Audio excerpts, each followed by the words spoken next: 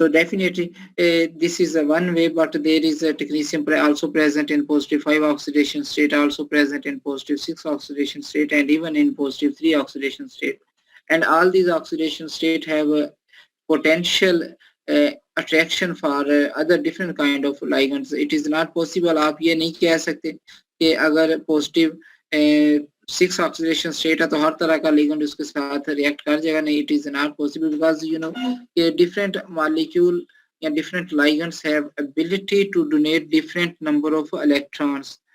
So it depends on that donation of electrons के एक molecule या एक ligand how many electron donate करने की सलाहियत रखता है. तो at due to this reason फिर आगे जो technetium होता है उसी हिसाब से reduce हो जाता है from with the help of stannous. दूसरी जो ये एक चीज हमारे पास हम जब ये reduce हो जाता है then you would be able to make a complex, make a radiopharmaceutical with other kind of ligands. इसमें एक चीज ये होती है कि जब आप इसको लाइगेंड को किसी भी कैरियर मॉलिक्यूल को किसी भी बायो मॉलिक्यूल को लेबल करते हैं विद द टेक्नीशियम, तो आपके पास ये चीज आपको मालूम होनी चाहिए कि your pharmaceutical would be in the form of solution. तो वो आपका जो रेडियो फार्मास्यूटिकल होगा वो सॉल्यूशन फॉर्म में होगा. और सॉल्यूशन फॉर्म में होने से मुराद ये है कि you can not use it after 1 or 2 hours, 1 or 2 half life. अगर एक हाफ लाइफ उसकी पास होगी, गुजर गई है, तो आप इस काबिल नहीं है कि आप उसको दोबारा यूज कर सकते हैं या उसको फ्रेशली यूज कर सकते हैं. तो आप ऐसी कंपाउंड, ऐसी रेडियो फार्मास्यूटिकल को हम वेट किट कहते हैं.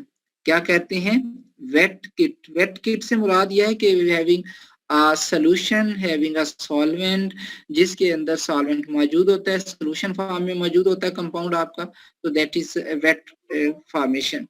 वेट फॉर्मेशन में जो पॉसिबिलिटी होती है वो इसकी अनस्टेबिलिटी की होती है, वो जल्द अनस्टेबल हो जाते हैं.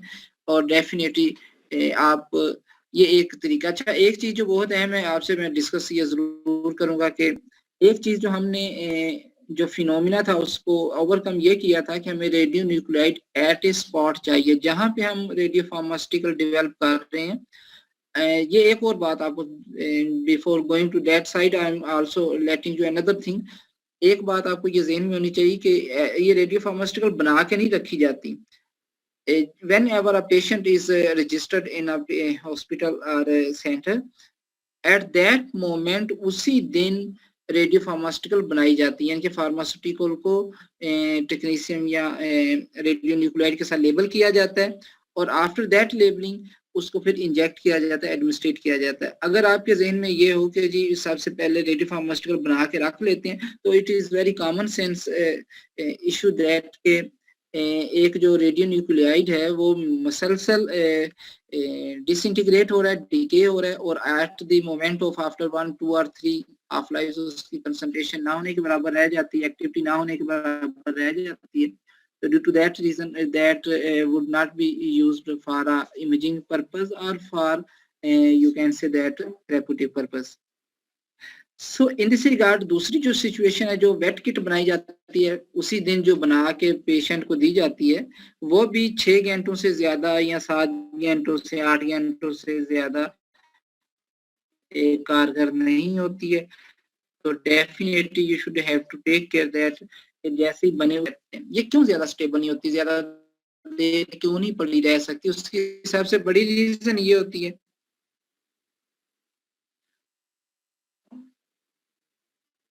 कि आपका जो मॉलिक्यूल है वो सोल्यूशन फॉर्म के अंदर एग्जिस्ट कर रहा है और वहां पे आपकी रेडिएशन, आयोनाइजिंग रेडिएशन इमिशन हो रही है. वो डेटा आयोनाइजिंग रेडिएशन क्या करती है कि आपके वो मॉलिक्यूल को जो वाटर हो सकता है, दूसरा सॉल्वेंट हो सकता है, उसको आयोनाइज करके हाइड्रोक्सिल आयन में कन्वर्ट करती हैं और वो hydroxyl ion further complication create कर सकता है और एक नई चीज बन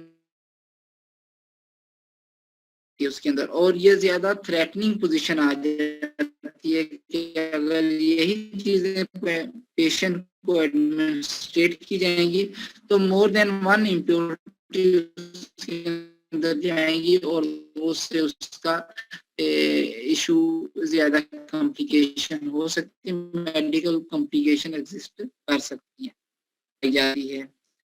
किट से मुराद ये होती है कि एक बात आपको ये ज़हन में जो activity every component present in a kit, वो सारे का सारा उस किट के अंदर मौजूद है। मिसाल के तौर पे आपको मैं एक छोटी सी एग्जांपल देता हूँ, जैसे कि मैं रात आपसे डिस्कस कर रहा था, there is an ligand concentration के दरमियान पीएच है, आपकी रेडियो एक्टिविटी है, या किया जाता है कि आपकी जो कंपाउंड है वो मैक्सिमम लेवल हो जाए। तो जब ऐसी सिचुएशन होती है तो वो एक कह लें कि मैक्सिमम लेवलिंग के ऊपर जो कंडीशन सेट होती है, अब वो सारी सिचुएशन, वो सारे कंटेंट उस वाइल के अंदर हम डाल सकते हैं, सॉल्यूशन फॉर्म के अंदर। ओके, जब स्टेनस क्लोराइड डाल दिया, लाइगेंड डाल दिया, कैरियर मॉलिक्यूल डाल दिया, स्टेबलाइजिंग एजेंट डाल दिया, पीएच मेंटेन कर ली उसकी with the help of sodium hydroxide और HCl, तो after that you can put it into lyophilizer. Lyophilizer कहते हैं जहां पे इसको ड्राई किया जाता है, इसके अंदर जो सॉल्वेंट है वो उड़ा दिया जाता है, सॉल्वेंट को वहां से एक्सपायरेट किया जाता है, तो वो सारा का सारा सॉल्वेंट वहां से उड़ जाता है, living behind only dry powder. अब इस ड्राई पाउडर के अंदर 3-4 कंपोनेंट मौजूद हैं जो आपने मिक्स किए हुए थे, विद जिसमें स्टेनस क्लोराइड है, जिसमें पोटासियम है, आपका लाइगेंड है या कैरियर मॉलिक्यूल है, और इसके अंदर आप सोडियम हाइड्रोक्साइड या HCl की कुछ अमाउंट हो सकती है और स्टेनस क्लोराइड हो सकता है। तो ये चीजें उसके अंदर एग्जिस्ट करती हैं। तो डेफिनेटली जब आप इसको सोल्यूशन को ड्राई करते हैं विद द हेल्प ऑफ लाइफोलाइजर, तो वो आपके पास सिंपल पाउडर फॉर्म में कुछ कंटेंट रह जाते हैं। अब दिस इज कॉल्ड किट। अब इसके अंदर एयर नहीं, एयर से इसको महफूज रखा जाता है। जी Ashfaq, what are you saying now?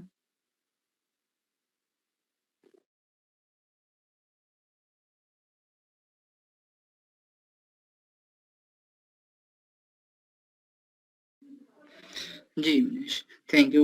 I think due to the instability of the net ये इशू आ रहा था, काफी देर से मैं ट्राई कर रहा था कि ये हो जाए।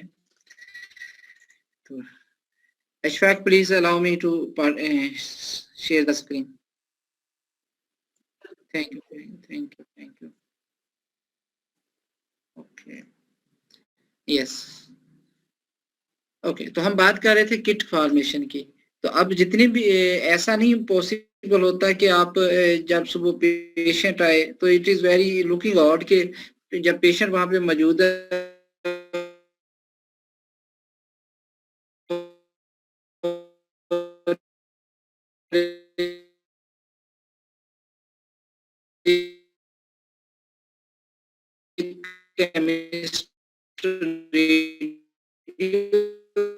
केमिस्ट, आप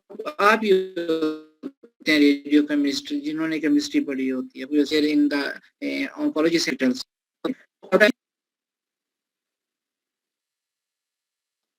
आवाज आ रही मेरी? सर कट कट के आ रही। बस अब ये थोड़ा सा इशू होगा, काइंडली आप जितनी भी आपको इससे समझ आती है इससे समझ लीजिए जरा थोड़ा सा।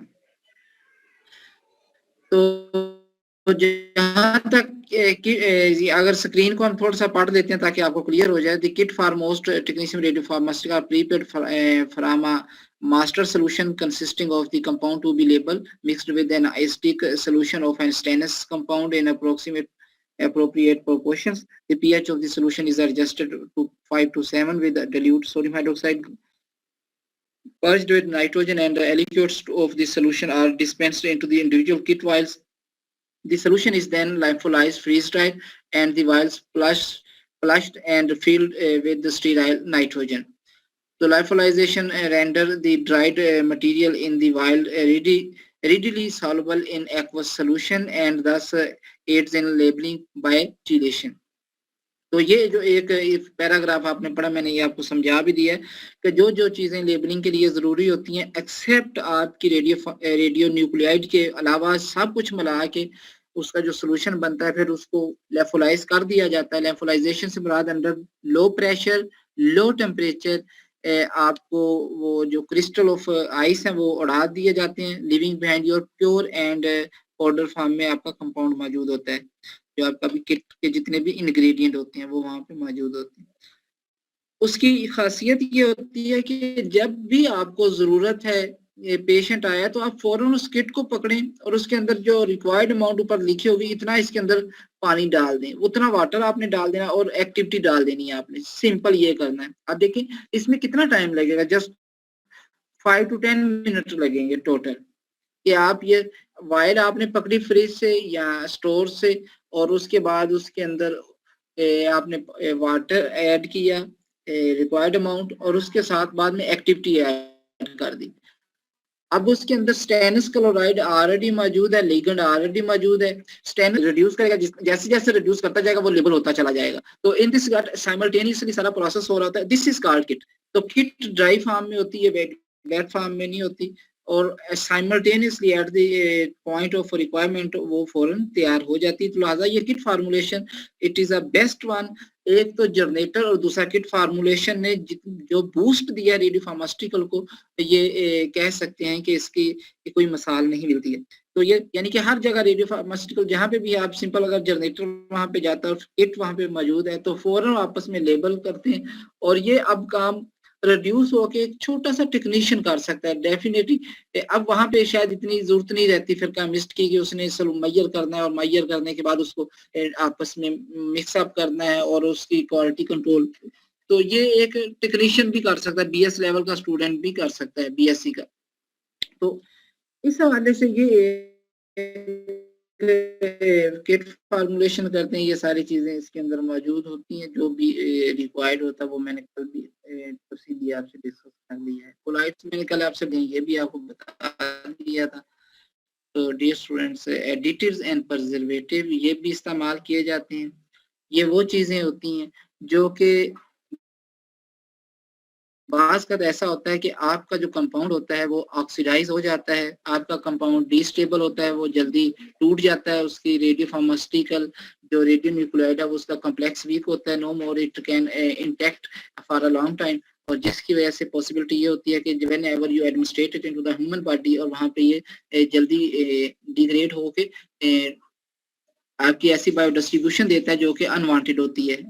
तो इस चीज को रोकने के लिए दो चीजें, एक एडिटिव का इस्तेमाल किया और प्रिजर्वेटिव का। प्रिजर्वेटिव आमतौर पर इसलिए इस्तेमाल किए जाते हैं कि जब कोल्ड किट बनाई जाती है, आपकी फ्रीज ड्राई किट बनाई जाती है, ड्राई किट बनाई जाती है, तो लॉन्ग रन उसको मेंटेन रखने के लिए तो वहाँ पे प्रिजर्वेटिव का इस्तेमाल किया जाता है। मसलन महीना 2 महीने उस किट को महफूज रखने के लिए जो ड्राई फार्म में आपने बनाई है और रेडिली यूज है, जस्ट उसके अंदर पानी डालें और एक्टिविटी रेडियो एक्टिविटी डालें तो लेबल हो जाते हैं।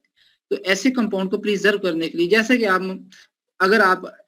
आप बहुत सारी क्लास के अंदर फीमेल्स हैं, अगर आप ऐसा करें कि आप आटा गूंदते हैं और आटा गूंद के रख देते हैं, तो रख दें आप इसको जरा टेबल के ऊपर, आई थिंक कि अगले दिन वो खराब हो चुका होगा उसके अंदर, यानी कि खमीर उठ चुका होगा। तो दिस इज कॉमन बिकॉज वो प्योर फॉर्म में होता है और फौरन उसके अंदर बैक्टीरिया या फंजाई वगैरह अपना अमल करते हैं और बहुत जल्द उसमें से खमीर उठ जाता है। अब लेकिन एक चीज अगर देखें, अगर यही ब्रेड जो बनाई जाती है, रोटी बनाई जाती है, इसको प्रिजर्वेटिव इसके अंदर इस्तेमाल किए जाते हैं जो कि बैक्टीरिया को और फंजाई को ग्रो नहीं होने देते और फिर लॉन्ग रन ये रख सकते हैं, आप उसको इस्तेमाल कर सकते हैं। जैसा कि कि आप ब्रेड लाते हैं बाजार से 4-5 दिन के लिए आप रख सकते हैं, कोई मसला ही नहीं है। ठीक है, इस तरीके से रस है ड्राई फार्म के अंदर है, उसको महीना महीना भी लोग इस्तेमाल करके रख के इस्तेमाल करते हैं। तो similarly there are so many other foods जिसको प्रिजर्वेशन उसके अंदर ऐड किया जाता है ताकि उसको जो एक्सटर्नल माइक्रोब्स हैं उनसे महफूज रखा जा सके। सिमिलरली प्रिजर्वेटिव यहाँ भी इस्तेमाल होते हैं in order to keep it stable and for long run use के उसके ऊपर किसी बैक्टीरिया का यहाँ असर ना हो। तो एडिटिव 2 तरीकों से इस्तेमाल होते हैं। एडिटिव का मतलब ये होता है कि ऐसी चीज ऐड कर रहे हैं जिसका कुछ ना कुछ खुद तो वो किसी केमिकल प्रोसेस के अंदर बॉडी के अंदर हिस्सा नहीं लेती, ना ही नुकसान देती, लेकिन उस जिस सिस्टम के अंदर आपने उसको डाला उसको स्टेबल रखने में मदद जरूर देती है। तो एडिटिव के तौर पे एंटीऑक्सीडेंट इस्तेमाल हो सकते हैं। बिकॉज आपको पता है कि हमने किट के अंदर एक चीज ऊपर मैंने अभी पढ़ी है कि नाइट्रोजन का इस्तेमाल बार बार किया हमने, कि नाइट्रोजन वो इसलिए किया है कि वहां पे जो एयर है, ऑक्सीजन है, वो वहां से निकल जाए। जब नाइट्रोजन पर्जिंग की हम बात करते हैं तो उसका मतलब ये होता है कि actually you want to air free environment, आप चाहते हैं कि इसके अंदर किसी तरह की कोई एयर मौजूद ना हो, ऑक्सीजन मौजूद ना हो। तो ड्यू टू दिस रीजन हम नाइट्रोजन पर्ज करवाते हैं उस सिस्टम के अंदर। तो इस हवाले से क्या होता है कि जब आप नाइट्रोजन उसके अंदर करते हैं तो एयर निकल जाती है। अगर एयर मौजूद रहे तो क्या होता है, वो ऑक्सीडेशन कर सकती है उसकी। जब ऑक्सीडेशन होगी तो वो आपका compound no more longer will be use effectively. तो definitely you should have to make antioxidant ताकि उसकी ऑक्सीडेशन ना हो, और जब ऑक्सीडेशन नहीं होगी तो वो कंपाउंड आपका बेहतरीन तरीके से इस्तेमाल हो सकता है। So this is the completion of this chapter. Now we move toward the another thing. मैं इसको नहीं पढ़ाता, ये जो दरमियान में एक चीज आ रही है आप खुद देख लीजिएगा when I give you some assignment inshallah tomorrow or next day. Anyhow, we move toward the quality control. So what is meant by quality control? Quality control mean ke what actually you have prepared in the laboratory as in the form of radiopharmaceutical or any type of compound in industry or like that. You should have to make a quality control process to make sure that जो product आपने बनाई है वो वाकई वही है जो कि रिक्वायर्ड थी। उसकी प्योरिटी कितनी है, उसकी स्टेबिलिटी कितनी है, उसकी सारे पैरामीटर की जो चेक कर रहे हैं और जो पैरामीटर इसके साथ इसकी करैक्टरिस्टिक में शामिल है वो सारे अवेल हो रहे हैं या नहीं हो रहे। मिसाल के तौर पे अगर मैं ये कहूँ कि जी फलां इंसान सच्चा है और ईमानदार है, दयानतदार है, ठीक है, तो कोई बंदा उसके पास जाए, उसके साथ डिस्कस पाए ना, उसको सादक पाए ना अमीन पाए, तो डेफिनेटली इसका मतलब यह है कि मेरा एनालिसिस ही गलत है। ठीक है, तो बिकॉज तो या फिर ऐसा है कि मैंने एनालिसिस नहीं किया बल्कि वैसे ही बता दिया है। लेकिन जो किसी चीज के साथ कैरेक्टरिस्टिक अटैच हैं किसी भी चीज के साथ, उनका एनालिसिस करना कि वो एग्जिस्ट कर रही हैं या नहीं कर रही, इसको क्वालिटी कंट्रोल एनालिसिस कहते हैं।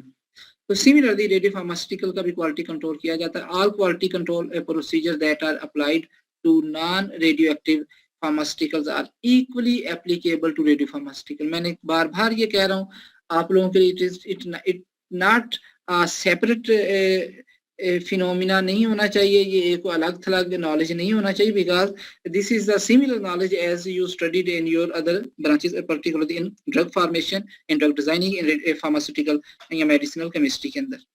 लिहाजा इसी के अंदर भी आप मिसाल के तौर पे a person whenever going do a job in industry of pharmaceutical, so what actually he is doing there या she is doing there, वो वहाँ पे एनालिसिस परफॉर्म करते हैं प्रोडक्ट को देखने की इसके अंदर प्योरिटी उसकी कितनी है, एडिटिव्स कितने हैं और रेस्ट ऑफ द कंपाउंड्स कितने हैं इसके अंदर। तो it was done with the help of you can say that some sort of chromatographic processes होते हैं, जैसे कि HPLC इस्तेमाल की जाती है, GC इस्तेमाल की जाती है और सिमिलरली साथ कुछ IR का इस्तेमाल किया जाता है। तो कहने का ये मतलब है कि वही एनालिसिस यहाँ पे भी है, इक्वली है, कोई ऐसा इशू नहीं। तो इसके अंदर अगर हम देखें तो जो इसको टेस्ट करने के लिए एनालिसिस इस्तेमाल किए जाते हैं वो एक बिहेवियर शो होता है कि इसका, मैं आपको शुरू में ये कहा था कि ये जो रेडियो फार्मास्यूटिकल है should be in clear solution form, not in the colloidal form. उसके अंदर कोलाइड्स नहीं बनने चाहिए। अगर कोलाइड्स बनेंगे तो that will block the capillaries of blood और no more blood will transmit through the capillaries, और इससे बहुत बड़ी कॉम्प्लिकेशन आती है। ये आप बात आपको इल्म होना चाहिए कि इफ कैपिलरीज ब्लॉक, इससे कॉम्प्लिकेशन बहुत सेवियर होती है। तो डेफिनेटली फिजिकल कैरेक्टरिस्टिक में फिजिकल अपीयरेंस उसकी कहती है कैसी है, यानी कि रेडियो फार्मास्यूटिकल ये किस तरह की है, आइदर इट इज कलर्ड है, नॉन कलर्ड है, उसकी स्टेट क्या है, उसके अंदर colloid and aggregate precipitation should have a pore size range of some like that around 10 nanometer।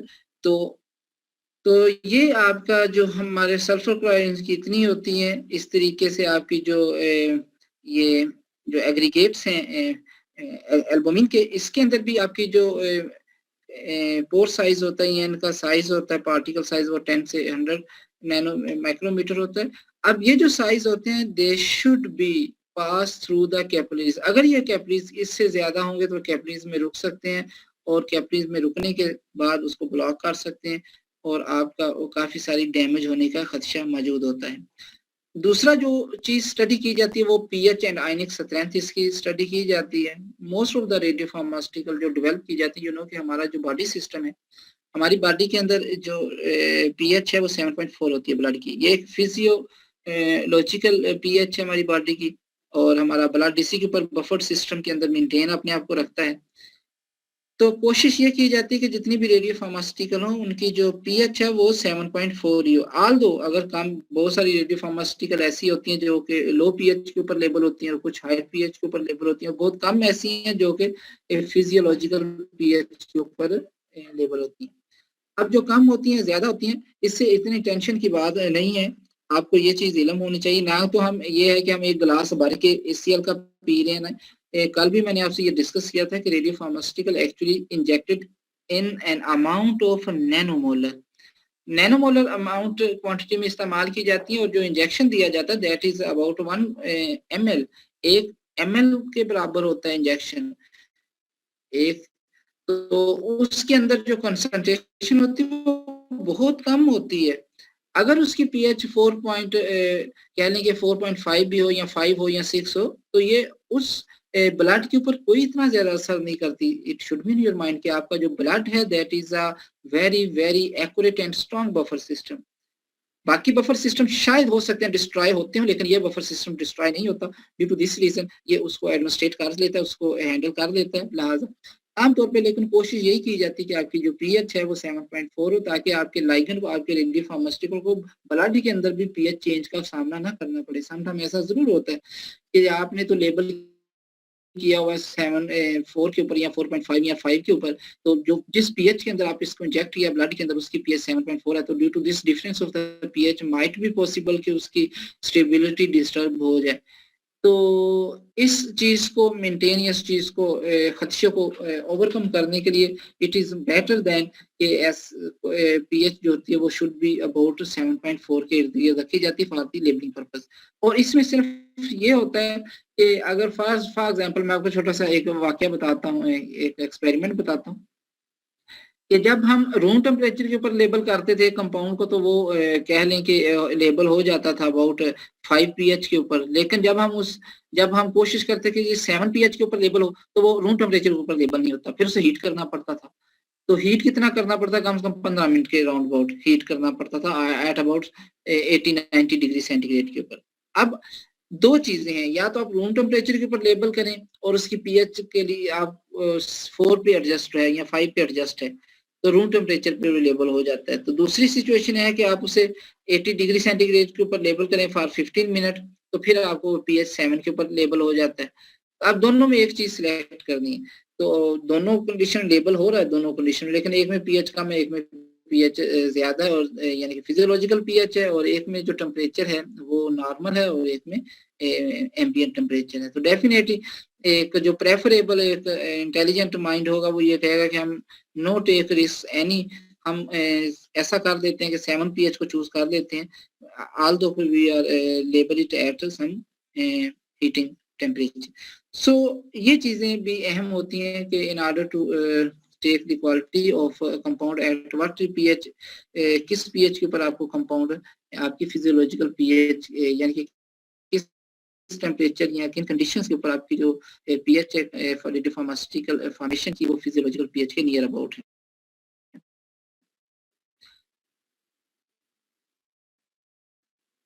अहम चीज जो होती है वो रेडियो केमिकल प्योरिटी होती है। रेडियो यूज और radio nuclide for labelling purpose. ऐसा तो ना होना चाहिए कि जो आपको आप ये कहें कि मैंने टेक्नीशियम के साथ लेबल करना, टेक्नीशियम उसके अंदर डालते हैं, लेकिन उसके साथ अंदर आधा आधा टेक्नीशियम हो और आधा आपके पास कोई और चीज मौजूद हो, उसके अंदर कोई और रेडियो न्यूक्लियाइड मौजूद हो। तो जहाँ पे टेक्नीशियम लेबल हो रहा होगा वहां पे हो सकता है वो इम्प्योरिटीज भी लेबल हो रही हो, तो that will effect the radio chemical yield. फिर आपकी रेडियो केमिकल रेडियो फार्मास्यूटिकल को कहते हैं, उसको इफेक्ट करता है। और in this regard you would not be able to calculate, you would not be able to reach at some good decision and imaging. लिहाजा keep in your mind there should be a very strongly कह लें कि इसको mention किया जाता है कि radio chemical purity के ऊपर कोई कंप्रोमाइज नहीं होना चाहिए। तो ये 100% जो रेडियो न्यूक्लियाइड है, सॉरी रेडियो न्यूक्लियाइड, वो बहुत ज्यादा प्योर होना चाहिए। जैसा कि हमने पीछे पढ़ा था कि जब जनरेटर का इस्तेमाल करते हैं तो जनरेटर में ब्रेक थ्रू आती है, एल्यूमिना की ब्रेक थ्रू आती है, मोलिब्डेनियम की ब्रेक थ्रू आती है, या there are so many other kinds of radio nuclide है जिनकी ब्रेक थ्रू आती है, लेकिन उनकी एक थ्रेशोल्ड या परमिसिबल लिमिट है, उससे ज्यादा नहीं बढ़ना चाहिए उन्हें। अगर वो ज्यादा बढ़ेंगे they will compete with the technetium, or in this regard your the body will expose to other kind of radionuclide, and similarly the effect will also be appear. तो रेडियो केमिकल प्योरिटी तभी बेहतरीन होगी जब आपके पास जो pure radio chemical nuclide है वो pure होगा। तो जब प्योर रेडियो न्यूक्लियाइड आपका लिगेंड प्योर होगा, आपके केमिकल सारे प्योर होंगे, तो definitely you will get a pure 100% and near to 100% radio chemical purity. जितनी प्योरिटी ये ज्यादा होगी, जितनी रेडियो केमिकल यील्ड ज्यादा होगी, उतना ही उस कंपाउंड की या उस रेडियो फार्मास्यूटिकल की अकोमोडेशन पावर और ज्यादा होगी और वो ज्यादा सही तरीके से रिजल्ट फराहम करेगा। The presence of radio chemical impurity, अगर इसके अंदर इम्प्योरिटीज आती हैं in radio pharmaceutical result in poor quality imaging due to the high background from the surrounding tissues. जाहिर है कि रेडियो केमिकल के अलावा फ्री हो सकता है आपके पास, या इसके अलावा कोई और रेडियो न्यूक्लियाइड होते हैं, वो तो टारगेट के ऊपर अकोमोडेट नहीं करेंगे, वो तो वांडर करेंगे पूरे सिस्टम के अंदर, सर्कुलेट करेंगे along the blood। तो पूरे बॉडी से हमें कह लें कि सिग्नल मिल रहे होंगे, और अगर ये सिग्नल थोड़े से ज्यादा स्ट्रॉन्ग होंगे तो आपके असल सिग्नल को ये दबा देगा। तो डेफिनेटली अगर मिसाल के तौर पे एक एग्जांपल मैं आपको देता हूँ, just one example, you will be enjoy that this example, कि अगर मैदान है, एक सहरा है, बियाबान है, ठीक है, और उसके कोई दरख्त नहीं है, तो एक आदमी वहां पे खड़ा है, तो वो अकेला आदमी वहां पे नजर आ रहा होगा कि ये खड़ा है। और लेकिन अगर वहीं पे झाड़ियां हो और उसके घास फूस और ये सारी चीजें उगी हुई हो, तो वहां पे कोई आदमी, एक क्या बल्कि 10 आदमी भी खड़े होंगे तो वो सही तरह से नजर नहीं आएंगे। तो रीजन इज दैट कि वहां पे बैकग्राउंड बहुत ज्यादा रश्ड है, नॉइस्ड है, ड्यू टू दैट रीजन असल चीज वहां पे नजर नहीं आ रही। तो जब आपकी रेडियो फार्मास्यूटिकल टारगेट के ऊपर अकोमोडेट नहीं करती है, थ्रू आउट द बॉडी आपकी वो डिस्ट्रीब्यूट होती है, डेफिनेटली वो सिग्नल देती है। ये सिग्नल उन झाड़ियों की मानद होते हैं जो असल सिग्नल को छुपा लेते हैं। तो this was actually the reason. तो radio chemical purity is preferred due to this reason कि आपकी क्वालिटी इमेजिंग अच्छी आएगी अगर ये प्योर होगा। के अंदर प्रेसिपिटेशन नहीं होनी चाहिए। आवाज आ रही मेरी बच्चों? Very good.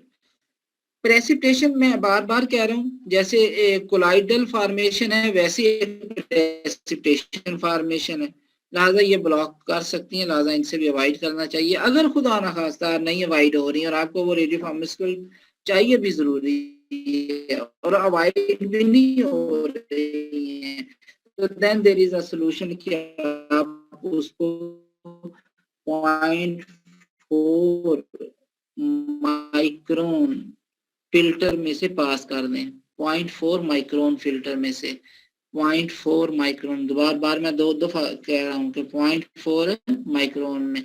अब थोड़ा सा ऊपर मैं जा रहा हूँ। Are you seeing the screen or not?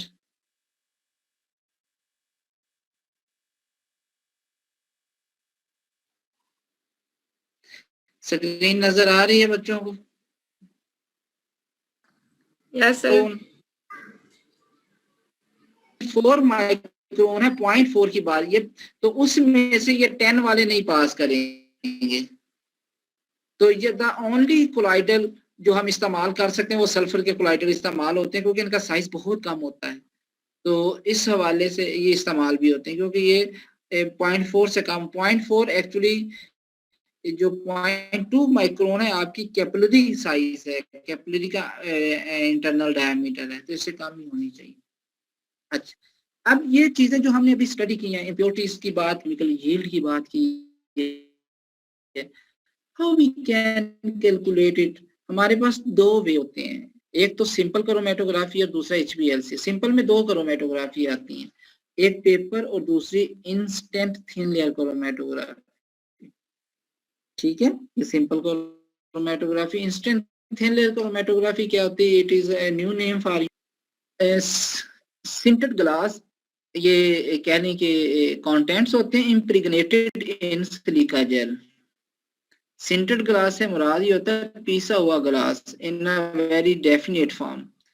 ये खास मखसूस शेप का ग्लास होता है पीसा हुआ, और इसको इम्प्रिग्नेट किया जाता है, यानी कि भिगोया जाता है सिलिका जेल के अंदर, फिर इसको शीट में कन्वर्ट कर दिया जाता है। तो this is called instant thin layer chromatography.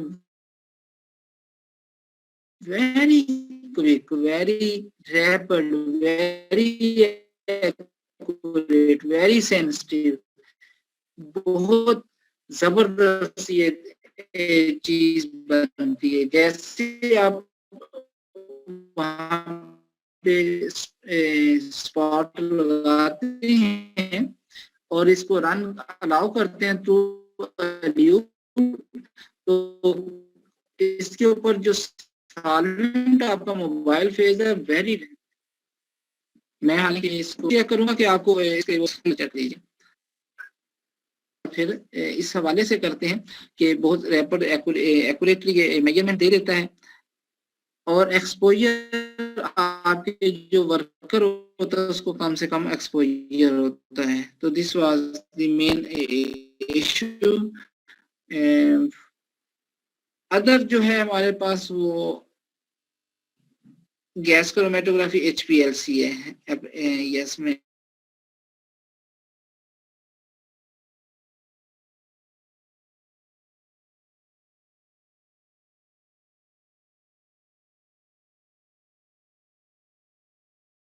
आ रही है।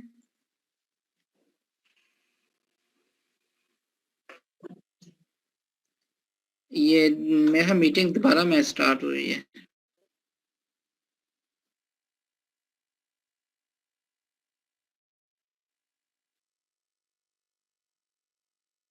तो जरा आप मुझे अलाउ करो फिर।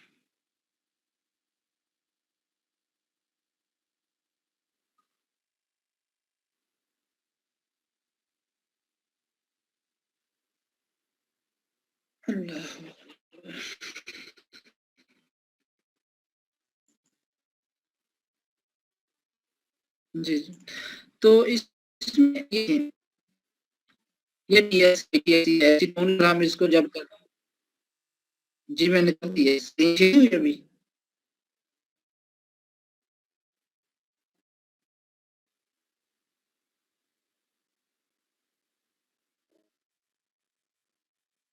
स्क्रीन कर दिया। अच्छा वो लोड डिलीट करता है ना।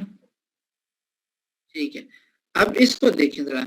ये स्ट्रिप पेपर से ITLC की स्ट्रिप है। इसके अंदर आइसोटोन के अंदर अगर जब हम इसको करते हैं रेडियो फार्मास्यूटिकल को, जो हाइड्रोलाइज्ड होता है, हाइड्रोलाइज मीन कोलाइडल फॉर्मेशन, और जो रेडियो लेबल कंपाउंड होता है वो नीचे रहता है एसीटोन में, फ्री जो टेक्नीशियम होता है ऊपर चला जाता है। और दूसरा सिस्टम है सलाइन के अंदर इसको रन करते हैं ITLC स्ट्रिप को ही। जो हाइड्रोलाइज है ये नीचे रहता है, बॉन्ड और फ्री ऊपर चला जाता है। इन दोनों के काउंट से you would be able to calculate the percent of radio label compound. जैसा कि ये है फ्री कितना है, फ्री ऊपर गया है। फ्री कैसे मेजर करेंगे? ये एक्टिविटी डिवाइडेड बाय ये दोनों की एक्टिविटी इनटू 100। ठीक है, और जो हाइड्रोलाइज है इसकी एक्टिविटी डिवाइडेड बाय ये दोनों की एक्टिविटी, और ये टोटल एक्टिविटी, यानी कि टोटल एक्टिविटी पूरी स्टेप के ऊपर। तो दोनों की अब दोनों को मैं ये प्लस करें और माइनस करें 100 में से, वो आपकी बाउंड एक्टिविटी आ जाएगी। तो ये एक तरीका है, आप इसको इस तरीके से कर सकते हैं मेरा ख्याल है। तो आगे HPLC है ये इंशाल्लाह आप देख लें, अगर इसमें कोई इशू होगा तो मुझसे डिस्कस कर लें। तो मेरा ख्याल है कि वो हमें यहीं पे वाइंड अप करना चाहिए। तो कल इंशाल्लाह आपके साथ मैं कुछ डिस्कस करूंगा कि how we can manage the assignments और लाइक दैट थिंग्स।